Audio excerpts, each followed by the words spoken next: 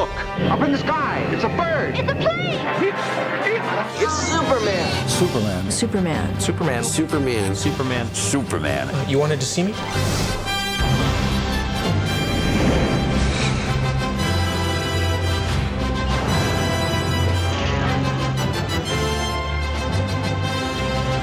There have been a lot of cynical heroes and a lot of angst-ridden heroes. With Superman, you get sort of a light at the end of the tunnel. He's a noble character and he's idealistic. He's powerful and he knows it. Superman has had a very diverse history. He has been used as propaganda material. He's been in good movies, he's been in bad movies. He's been in good television, he's been in bad television. But through all of that, the character of Superman has always suited the times. I first became aware of Superman watching the George Reeves television series when I was a kid. I loved it. He could knock over a wall, or pick up a car, do these different things. So you can imagine yourself doing these things. George Reeves would run up and bounce out the window. Like, I would try to mimic that. I mean, who didn't? Superman! Am I glad to see you? Golly, Superman, you could have come in through the door. Well, this seemed a little more spectacular. George made the entrances he did because he fell once on wires in one of the very first shows. They were flying him in like Peter Pan, and the wire broke, and he fell. And he said, "That's it." He said, "Peter Pan flies. My Superman doesn't fly on wires." I hate to be a demanding woman, darling, but could you get me some Edelweiss? You know what it is? Of course, it's a little flower that grows in Switzerland. I shan't be gone long. Forgive me?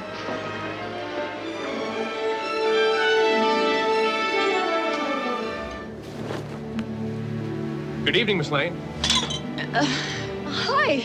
The first Richard Donner film spoke to me a lot because Christopher Reeve brought that character to life. I believed the man could fly. Easy, miss. I've got you. You've got me! Who's got you?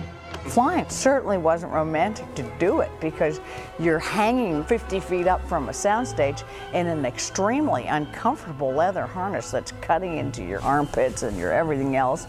Filming that sequence was just anything but romantic. Well, I certainly hope this little incident hasn't put you off flying, miss. Chris was on this earth for a lot of reasons. He wasn't here just to be an actor. He was Superman. Lois? Being a reporter, you should try it sometime. Lois and Clark, how do you show Superman doing all these incredible things on a TV budget in the 90s? You make it a little more domestic and you make it charming. Dean Cain and Terry Hatcher had enormous charm.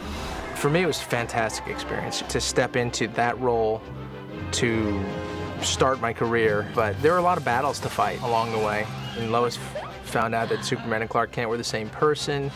They fell in love, they got married. I love you, Clark. I love you, Lois. People thought great, ratings were great and high, and then they said, well, now what do we do? I wanted us to push it to the next level and let them have children and just get crazy and explore new territory. What's happening, Jonathan?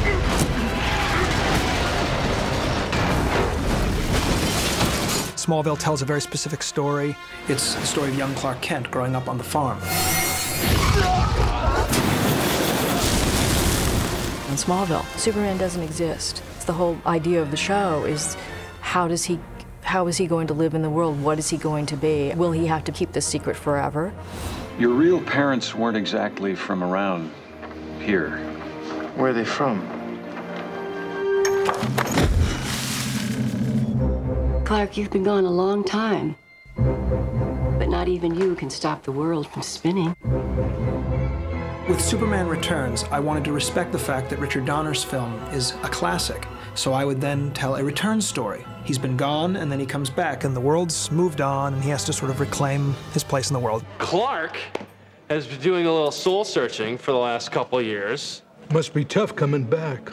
Superman has to feel, look, and sound as though he's stepped out of our collective consciousness of who that character is. And Brandon Routh, for me, embodied all the aspects of that character.